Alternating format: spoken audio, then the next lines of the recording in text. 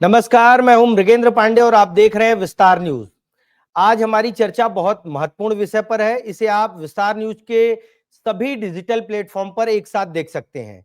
देश में जातिगत जनगणना की बात हो रही है, जातियों के आधार पर पॉलिटिक्स की बात हो रही है।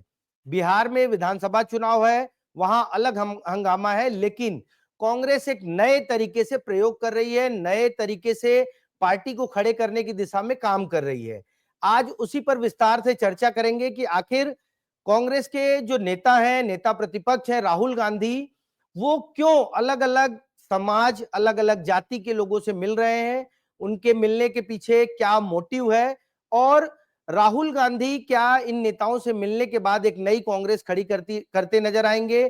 उस नई कांग्रेस में किसकी भागीदारी होगी, क्या जो बड़े लीडर हैं उनकी जगह कुछ नया होने वाला है, इसी विषय पर बात करेंगे।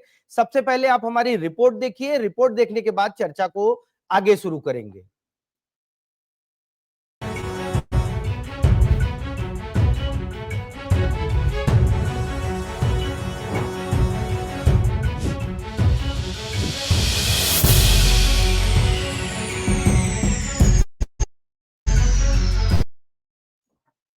कांग्रेस पार्टी ने ओबीसी वर्ग को मजबूत करने के लिए बड़ा दांव खेला है। पार्टी ने 25 जुलाई को दिल्ली के ताल कटोरा स्टेडियम में ओबीसी नेताओं का राष्ट्रीय सम्मेलन बुलाया है। इस सम्मेलन में पार्टी के राष्ट्रीय अध्यक्ष मल्लिकार्जुन खड़गे और लोकसभा में नेता प्रतिपक्ष राहुल गांधी खुद ओबीसी नेताओं से सीधे संवाद करेंगे। यह आयोजन अखिल भारतीय कांग्रेस ओबीसी विभाग की ओर से हो रहा है। राजनीतिक गलियारों में ऐसी चर्चा है कि कई राज्यों में होने वाले विधानसभा चुनाव को देखते हुए कांग्रेस ओबीसी मतदाताओं को अपनी ओर खींचने की कोशिश कर रही है। वहीं कांग्रेस ओबीसी विभाग के राष्ट्रीय संयोजक राजेंद्र सेन ने बताया कि सम्मेलन में ओबीसी वर्ग की उन वंचित जातियों पर फोकस होगा जिन्हें अभी तक आरक्षण का पूरा लाभ नहीं मिल पा रहा है। पार्टी का उद्देश्य है कि ऐसी जातियों से जुड़े लोगों को सत्ता और संगठन में प्रतिनिधित्व दिया जाए। इस सम्मेलन में पूरे देश से करीब 700 से ज्यादा कांग्रेस के ओबीसी सांसद, विधायक, मंत्री, पूर्व मंत्री, नगर परिषद अध्यक्ष, जिला प्रमुख जैसे जनप्रतिनिधि शामिल होंगे। इसी कड़ी में छत्तीसगढ़ के पूर्व सीएम भूपेश बघेल के साथ यहां के कई नेता भी इस सम्मेलन में शामिल होंगे। कांग्रेस के सम्मेलन पर सियासत गर्मा गई है। बीजेपी इस बैठक को लेकर लगातार हमलावर है। प्रदेश के डिप्टी सीएम अरुण साव ने कांग्रेस पर निशाना साधते हुए कहा कि सत्ता में रहते हैं तो इन वर्गों की उपेक्षा करती है। कांग्रेस ने तो अनुसूचित जनजाति के लिए भी कोई काम नहीं किया। पिछड़ा वर्ग के साथ भी उन्होंने हमेशा अन्याय किया। अनुसूचित जनजाति का, अनुसूचित जाति का, पिछड़े वर्ग का शोषण करते हैं, उपेक्षा करते हैं। सत्ता से बाहर आए तो उनकी अलग बैठक कर रहे हैं। अभी थोड़े दिन पहले उनके राष्ट्रीय अध्यक्ष आए थे, किसान जवान संविधान सभा, और जब सत्ता में थे इन्हीं तीनों के साथ अपमान किया, इन्हीं तीनों को उपेक्षित किया। सत्ता से बाहर आए तो इस वर्गों की याद आती है। तो ये सब बैठकों का कोई लाभ कांग्रेस पार्टी को नहीं होना है, क्योंकि हर वर्ग को ठगने का काम कांग्रेस पार्टी कर चुकी है। आपको बता दें कि इससे पहले बेंगलुरु में कांग्रेस की ओबीसी एडवाइजरी कमेटी की बैठक भी हो चुकी है। कमेटी की रिपोर्ट राहुल गांधी और खड़गे को सौंपी जाएगी, जिसमें वंचित जातियों की स्थिति का आकलन किया गया है। ये कदम कांग्रेस के लिए कितना फायदेमंद साबित होगा, ये तो आने वाला समय बताएगा। लेकिन इतना तो तय है कि ओबीसी वोट बैंक पर सभी पार्टियों की नजर है। ठीक है, तो आपने हमारी रिपोर्ट देखी। रिपोर्ट में किस तरीके से कांग्रेस आगे बढ़ रही है वो बताया जा रहा है। ये रिपोर्ट बता रही है कि कांग्रेस आगे क्या सोच रही है। इसी विषय पर चर्चा करेंगे, क्योंकि छत्तीसगढ़ के बहुत सारे ओबीसी नेता उस बैठक में शामिल होने जा रहे हैं। तो क्या छत्तीसगढ़ में नई ओबीसी लीडरशिप कांग्रेस खोज रही है? इस विषय पर चर्चा के लिए हमारे साथ कांग्रेस का पक्ष रखने के लिए शिल्पा देवांगन जी हैं, बीजेपी का पक्ष रखने के लिए के.एस. चौहान जी हैं, और हमारे दो साथी खोमन साहू और अनमोल तिवारी, क्योंकि ये दोनों लोग पॉलिटिकल रिपोर्टिंग करते हैं, राजनीति को करीब से देखते हैं, ये दोनों लोग शामिल हो रहे हैं। आप चारों का इस चर्चा में बहुत बहुत स्वागत है। चर्चा की शुरुआत शिल्पा जी से करूंगा। शिल्पा जी, क्या लग रहा है राहुल गांधी एक नई लीडरशिप खोजने की कोशिश कर रहे हैं? बड़े बड़े नेताओं को, बहुत सारे विधायकों को, तमाम ओबीसी नेताओं को बुलाया गया दिल्ली। जी नमस्कार।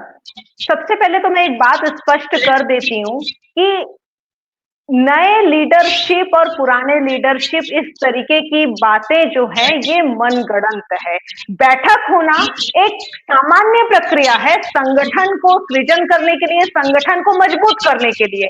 और यदि आप बार बार नए चेहरे और खोजबीन और तलाश की जो बात कर रहे हैं, तो मुझे तो ऐसी कोई जानकारी नहीं है। यदि आपके पास ऐसा कोई सर्कुलर कांग्रेस पार्टी की तरफ से आया होगा तो आप बिल्कुल दिखा सकते हैं मुझे कि क्या क्या ऐसी बातें कांग्रेस पार्टी की तरफ से रिलीज हुई है। मुझे तो ऐसी कोई भी सर्कुलर की जानकारी नहीं है। तो इस प्रकार की वैमनस्यता पूर्वक बातें न ही हो तो ज्यादा अच्छा है। दूसरी बात यह है कि हमारे नेता राहुल गांधी जी हमेशा ये बात कहते हैं कि जिस तरीके से एक डॉक्टर डायग्नोसिस अच्छी कर पाएगा जब उसके पास एक्सरे होगा, और इसी तरीके से हम मतलब समाज में राहुल और गांधी जी देश में ओबीसी नेताओं का एक्सरे करने के लिए बुलाए हैं। राहुल गांधी जी ओबीसी नेताओं का एक्सरे जातिगत करने के लिए जनगणना कौन मेरी कितना बात बीमार है। मेरी बात देखिए, मेरी बात जो है बीमार होने नहीं होने की बात नहीं है। जब एक डॉक्टर एक्सरे करता है तो हो सकता है उसमें पूरी जानकारियां सशक्त आती हैं और डॉक्टर ये बोल देता है कि नहीं आपका सब चीज ठीक है। तो इसको यदि कनेक्ट करें जातिगत जनगणना से, तो जातिगत जनगणना की बात इसलिए की जाती है कि जिसकी जितनी हिस्सेदारी है उसकी उतनी भागीदारी होना चाहिए। परंतु आज के जमाने में, आज का जो युग है उसमें क्या है आप खुद देखेंगे।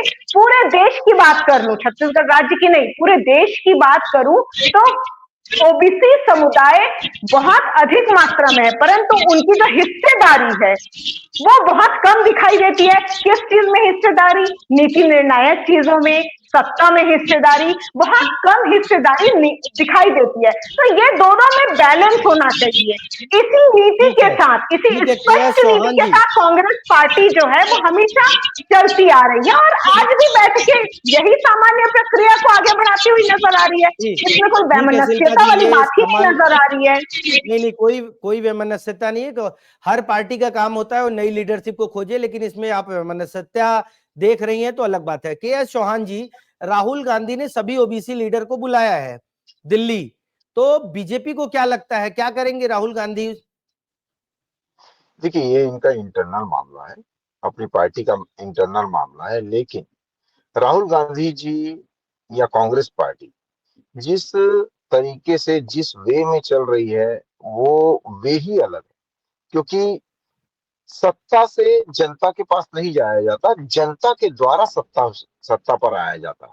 और अगर आप जनता को केंद्रित नहीं करेंगे, समाज को केंद्रित नहीं करेंगे और अपनी पार्टी या लीडर को और अपने लीडर के जो लोग, जो अपने खुद के जो लोग हैं, उनको, उनकी जो झगड़े लड़ाइयां हैं, उनके हिसाब से पार्टी चलाएंगे, तो वो पार्टी लगभग यही हाल होगा कि वो 1984, लगभग 40 साल हो गए, वो अभी तक लोकसभा में अपनी पूर्ण बहुमत में नहीं आ पाई है। 2009 के बाद किसी भी राज्य में वो रिपीट सरकार नहीं कर पाई है। 2014 में जहां पर उनकी 9 राज्यों में सरकार है, अभी 2-3 राज्यों में रह गई है। जितने 30 साल में छोड़ के नहीं गए हैं, उतने पिछले 3 साल में उनके नेता छोड़ के गए। तो यही हाल होता है, जहां पर उनके मुख्यमंत्री रहा करते थे वहां पर 2% उनका वोट ऑफ परसेंटेज हो जाता है। तो यही हाल होगा। एक्चुअल में पार्टी कमीशन से चलती है, जैसे भारतीय जनता पार्टी चल रही है, कमीशन से नहीं चलती है जैसे कांग्रेस पार्टी चल रही है। ठीक है, तो मिशन और कमीशन पर भी आएंगे। चौहान जी, मिशन और कमीशन पर भी आएंगे। खोमन साहू जी, क्या लगता है छत्तीसगढ़ में कांग्रेस की जो ओबीसी लीडरशिप है वो कितनी कारगर है? और पिछले विधानसभा चुनाव को अगर देखें तो बड़े बड़े ओबीसी चेहरे विधानसभा चुनाव में भी हारे और कांग्रेस के लोकसभा चुनाव में भी हारे। तो कांग्रेस की ओबीसी लीडरशिप कितनी कारगर है इस समय? खोमन जी। देखिए मृगेन जी, 4-5 बातें ऐसी है जो इस सम्मेलन से निकलकर सामने आने वाली है। सबसे पहला चीज है 2028 और 2029 में, 2028 में चूंकि अलग अलग राज्यों में विधानसभा का चुनाव होना है, 2029 में लोकसभा का चुनाव होना है। तो कांग्रेस पार्टी मुद्दा सेट कर रही है, मुद्दा सेट करके आगामी 4 सालों तक इसी मुद्दे पर काम करने वाली है, ताकि जब आम जनता के बीच जाया जाएगा चुनाव के समय, तो वो 4 सालों तक जो कांग्रेस पार्टी के लीडर इस पर काम किए रहेंगे तो आम जनता के बीच जो ओबीसी पिछड़ा वर्ग है उसके भी जब जाएंगे तो मुद्दे को बहुत अच्छे से रख पाएंगे। पिछले दिनों आपको याद होगा आदिवासी नेताओं के साथ राहुल गांधी ने बैठक करके मुद्दे सेट किए हैं। तो इससे समझा जा सकता है कि जो देश की आधी आबादी ओबीसी है लगभग, उनको कैसे साधा जाए। अगर छत्तीसगढ़ की बात की जाए तो छत्तीसगढ़ में 1,25,00,000 से अधिक वोटर जो है वो ओबीसी वोटर है। ऐसे में उन वोटरों को कैसे साधा जाए, अभी से उनको कैसे कांग्रेस के पक्ष में लाया जाए, यही रणनीति तैयार होने वाली। इसके अलावा जो लीडरशिप ठीक है की अनमोल आपने बात तिवारी जी, की, आपके पास आऊंगा। 1,25,00,000 वोटर खोमन बता रहे हैं ओबीसी हैं। तो क्या ये जो वर्तमान लीडरशिप चल रही है, वर्तमान में जो कांग्रेस के ओबीसी चेहरे हैं, चाहे बात भूपेश बघेल की जाए, चाहे चरणदास महंत की जाए, ताम्रध्वज साहू की जाए, देवेंद्र यादव की जाए, इनके अलावा जो ओबीसी विधायक हैं, सांसद भी ज्योत्सना महंत आती हैं, तो क्या इन चेहरों के अलावा कुछ नए चेहरे कांग्रेस को जरूरत है, उसी की तलाश कर रही है कांग्रेस? अनमोल। बिल्कुल, देखिए ये कहा जा सकता है। देखिए शिल्पी जी जो है, शिल्पा जी कह रही थी कि देखिए ये कहाँ से है, सर्कुलर तो जारी नहीं हुआ है, लेकिन देखिए सर्कुलर के अलावा भी अंदर खाने की खबर हमारे पास होती है और हम कयासों पर चर्चा करते हैं। तो अंदर खाने ये खबर है कि देखिए कांग्रेस में जो है नेतृत्व संकट से जूझ रही है कांग्रेस छत्तीसगढ़ में। भूपेश बघेल देखिए राष्ट्रीय राजनीति में चले गए हैं, तो प्रदेश स्तर की राजनीति में कांग्रेस नया चेहरा ढूंढ सकती है। क्योंकि देखिए अगर प्रदेश में बात करेंगे तो ओबीसी एक बहुत बड़ा वर्ग है। ओबीसी एक ऐसा वर्ग है जो छत्तीसगढ़ की राजनीति में सरकार ला सकती है, सरकार उसी से बनती है, बिगड़ती है। तो निश्चित तौर पर अगर आप देखेंगे तो भूपेश बघेल के बाद आपको ऐसा कोई आक्रामक लीडर जो है वो नजर नहीं आएगा। क्योंकि चरणदास महंत देखिए विधानसभा अध्यक्ष रहे, अभी एलओपी हैं, लेकिन उनकी एक उम्र भी हो चुकी है। राहुल गांधी का बयान आप सुनिए, उन्होंने कहा था कि लंगड़े घोड़े भी हैं हमारे पार्टी में। अब तो लंगड़े घोड़े जो है ऐसे भी लोग हैं। तो अब वो एक युवा नेतृत्व चाह रहे हैं, नया नेतृत्व चाह रहे हैं। तो हो सकता है कि देखिए छत्तीसगढ़ में भी कांग्रेस पार्टी नया चेहरा तलाश सकती है। यही वजह कि इतना मंथन किया जा रहा है, देश भर से ओबीसी के नेताओं को बुलाया जा रहा है। ठीक है शिल्पा जी, आपके पास आऊंगा। राहुल गांधी के एक बयान का जिक्र किया है अनमोल तिवारी ने। उन्होंने कहा कांग्रेस पार्टी, राहुल गांधी खुद ही बोले कि कुछ बारात के घोड़े हैं, कुछ लंगड़े घोड़े हैं और कुछ रेस के घोड़े हैं। तो आपको क्या लगता है अभी जो वर्तमान लीडरशिप है ओबीसी की, पर्टिकुलर ओबीसी की बात करूंगा, कांग्रेस में उसमें कौन से ऐसे घोड़े हैं जो बारात के घोड़े नजर आ रहे हैं आपको, और कौन से हैं जो लंगड़े घोड़े नजर आ रहे हैं? शिल्पा जी। यही पहचानने के लिए तो बैठकें की जाती हैं। बैठकें होती क्यों है? बैठकों का असली मतलब जो है आपस में विचार करना, समन्वय स्थापित करना और अंतिम पूरे सारांश के बाद में अंतिम निर्णय में पहुंचना। कांग्रेस तो बहुत पुरानी, बहुत अनुभवी राजनीतिक दल है। आप एक छोटे से टीम का भी यदि उदाहरण ले लीजिए तो 4 लोगों की भी टीम है, वो भी बैठकें करती है। क्यों करती है बैठकें? ताकि एक दूसरे से समन्वय स्थापित करके हम कुछ बड़े निर्णय ले सकें। हमें आगे राजनीतिक दल इसलिए करते हैं बैठक कि आगे के चुनाव में किस तरीके से पूरे देश को न्याय मिल सके। और राहुल गांधी जी की तो नीति स्पष्ट है। उन्होंने यात्रा ही न्याय यात्रा की थी, पूरे देश को नाप दिया उन्होंने न्याय यात्रा के नाम पर। इनका उद्देश्य ही, एकमात्र उद्देश्य है कि कांग्रेस पार्टी एक ऐसा दल, ऐसा यूथ तैयार करे या ऐसा एक दल तैयार करे, सभी लोगों के अनुभव का भी और युवाओं का मिक्स होकर के एक ऐसा दल तैयार करे जो देश की जनता को न्याय दिलाने में समर्थ हो। उनकी नीति एकदम स्पष्ट है। चौहान जी, ओबीसी वर्ग की हिस्सेदारी के बारे में भी नीति स्पष्ट है। शिल्पा जी कह रही हैं कि राहुल गांधी का उद्देश्य है न्याय दिलाना। विधानसभा चुनाव में हमने देखा, लोकसभा चुनाव में हमने देखा। विधानसभा चुनाव का जिक्र इसलिए करूंगा क्योंकि उस समय कांग्रेस की सरकार थी और एक ओबीसी मुख्यमंत्री था। क्या कारण रहे होंगे जो आप लोगों को इतनी आसानी से और इतनी बड़ी जीत मिल गई? के चौहान जी। देखिए पांडे जी बहुत ही अच्छा सवाल है आपका, बहुत ही अच्छा सवाल, और ये रूट का सवाल है। सबसे मेन बात ये है कि इन्होंने 3 घोड़े की तो बात करी, 3 प्रकार के घोड़े की बात करी, चौथे प्रकार के घोड़े की बात नहीं करी। वो अंधे घोड़े भी हैं उसमें जो नेतृत्व कर रहे हैं, और नेतृत्व करते करते वो लोग जो समझ ही नहीं पाते हैं कि किसको कौन लंगड़ा घोड़ा है तो कौन रेस का घोड़ा है। तो जो भी हाथ में आता है बता दीजिए, आप अपनी पार्टी का बता दीजिए, आप अपनी पार्टी का बता दीजिए। अभी आपकी पार्टी की बात चल रही है मोहतरमा, सब में, हम आपकी हाँ सब में सुन होते हैं ना, लीजिए, लेकिन आप बता दीजिए ना। सुनने का साहस रखिए, सुनने का साहस रखिए, मैंने आपको सुना है। दूसरी बात ये है कि पांडे जी, आपने बहुत अच्छी बात बोली कि आपको इतनी बड़ी जीत कैसे मिल गई। तो जो घोड़े होते हैं उनकी पहचान जनता जरूर कर लेती है। वो हम ये जो नेता है वो कर पाए या ना कर पाए, लेकिन जनता जरूर कर लेती है। और जनता किसी पार्टी की नहीं होती है, वो अपने खुद के लिए जो उचित है, उचित घोड़ा है, उसके ऊपर दांव लगाती है, उसको आशीर्वाद दे के आती है।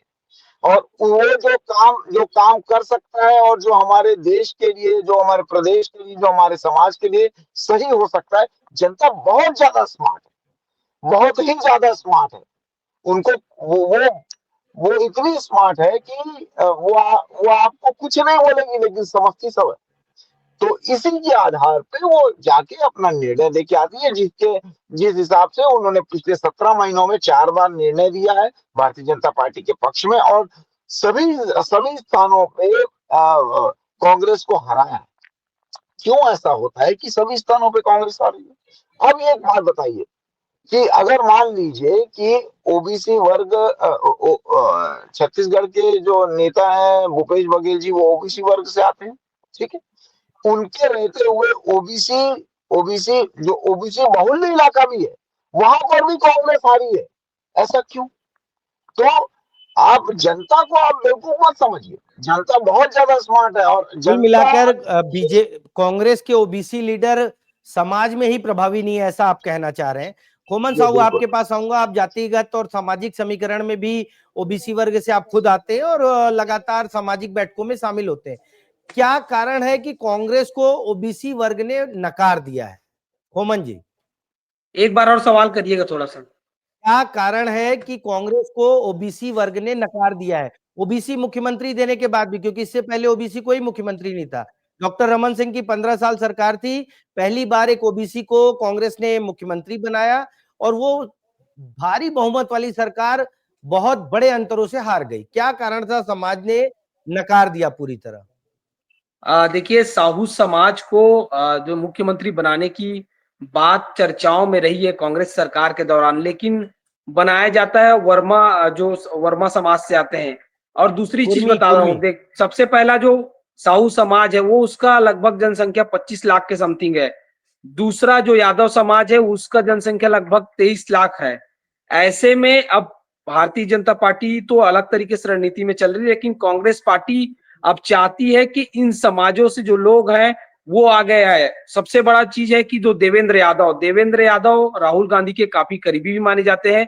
उनका जो आक्रामक रवैया है वो देश सहित प्रदेश ने देखा ही है। इसके अलावा एक और नाम सबसे ज्यादा जो चल रहा है वो संदीप साहू है। संदीप साहू जो कि राष्ट्रीय अध्यक्ष है साहू समाज के युवा प्रकोष्ठ के, तो उनके नामों को लेकर लगातार चर्चाओं का बाजार जो है वो गर्म है। लेकिन सबसे ज्यादा प्रमुख रूप से जो नाम चल रहा है, जिनको ओबीसी लीडर के रूप में प्रदेश में खासकर सामने लाने की बात हो रही है, वो है देवेंद्र यादव। क्योंकि देवेंद्र यादव जिस तरीके से आपने विधानसभा सत्र के दौरान भी देखा किस तरीके से आक्रामक रवैया उनका था, तो ये निकल कर सामने आ रहा है कि अब कुल जब मिला के ओबीसी की बैठक होगी, जो सम्मेलन होगा, देवेंद्र यादव उनमें देवेंद्र यादव युवा अब भी लीड हैं। करते हुए नजर आने वाले हैं आगामी दिनों में। देवेंद्र यादव युवा भी हैं और लगातार एक्टिव भी हैं। यूथ कांग्रेस जो रही है उसमें बहुत सारे लोग देवेंद्र यादव के हैं।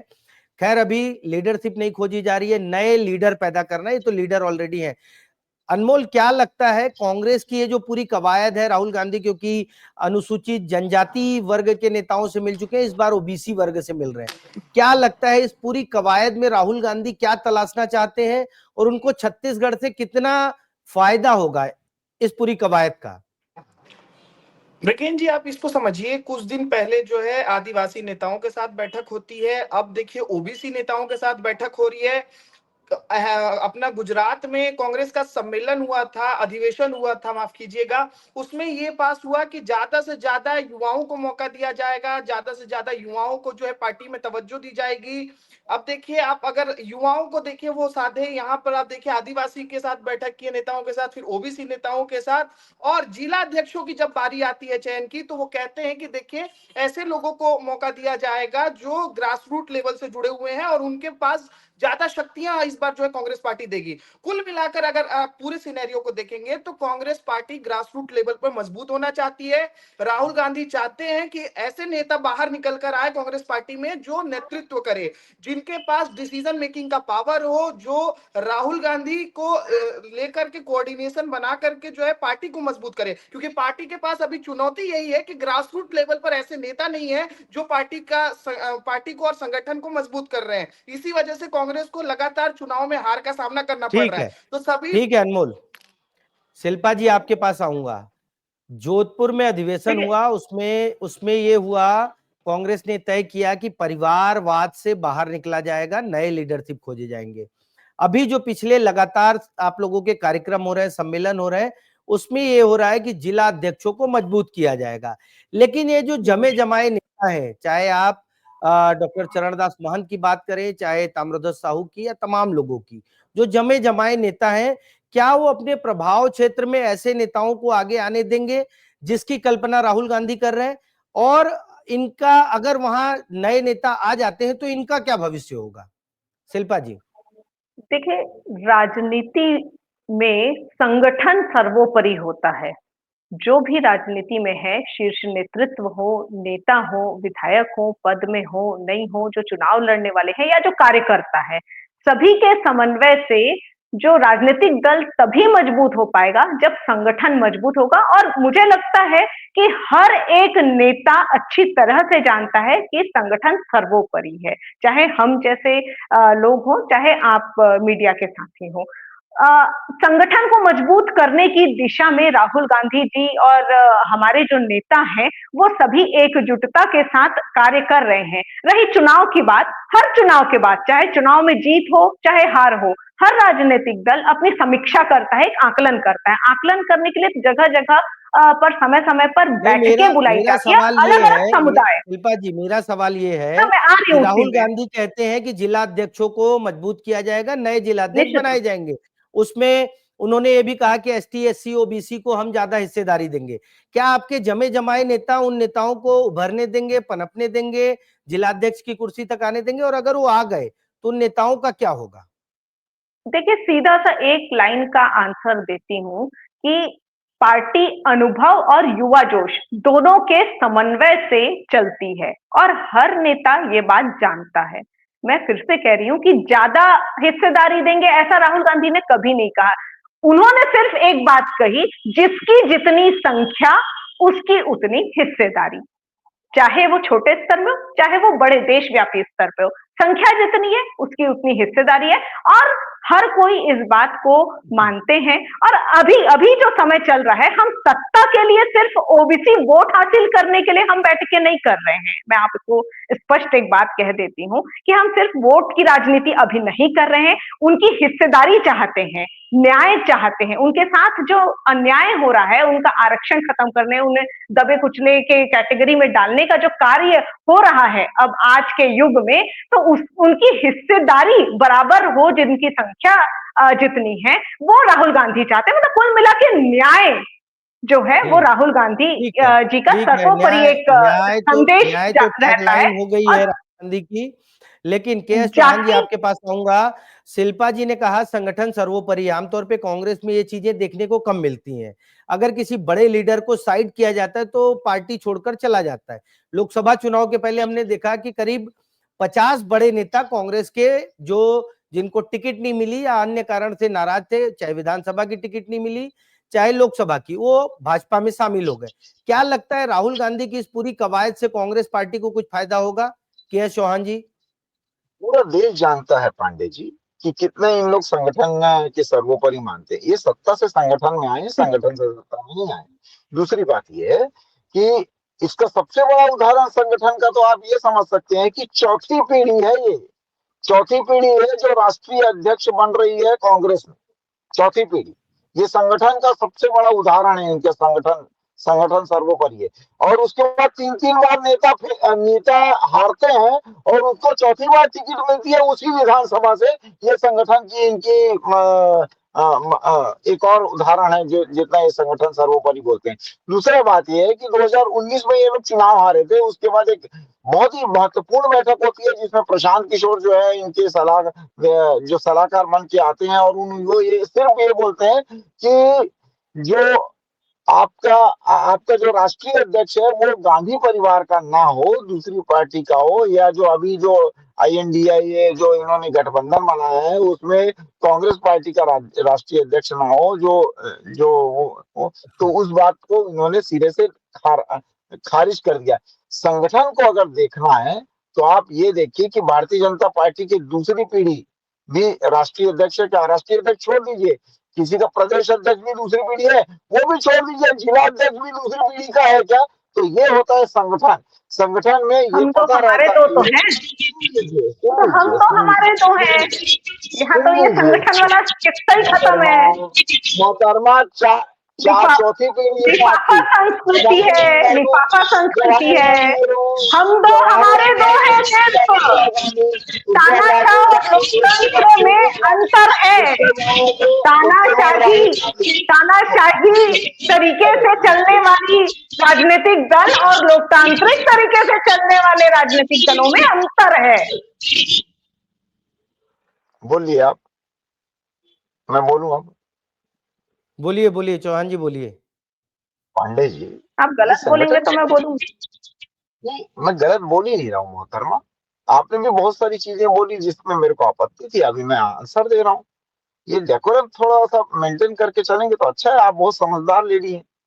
तो पांडे जी, मैं ये वही बोल रहा था कि संगठन की जो बात कर रहे हैं ये लोग, संगठन इनका दिखता कहाँ है? आप संगठन में बोल रहे हैं कि PCC अध्यक्ष के रहते हुए उनके जो सबसे बड़े नेता है चरणदास मान जी, वो दूसरा नेता डिक्लेयर कर देते हैं, ये इनका संगठन है। PCC रहते हुए उनका पूर्व विधायक जो है वो ये बोलता है कि नैतिकता का पाठ पढ़ाता है और बोलता है कि जब तक ये कार्यालय आएंगे मैं कार्यालय नहीं जाऊंगा। ये संगठन है इनका। इनके पूर्व मुख्यमंत्री बैठे रहते हैं एक मंच में, और मंच में चढ़ के कार्यकर्ता उनकी बजाय रहता है और उनको पता नहीं क्या क्या बोल देता है। ये संगठन है इनका। संगठन दिखता कहाँ है इनका?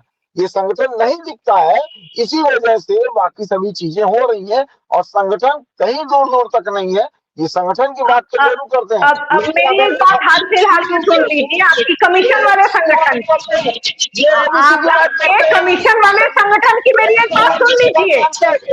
किस तरीके से पद की प्राप्ति के लिए ठगी का मामला सामने आया है।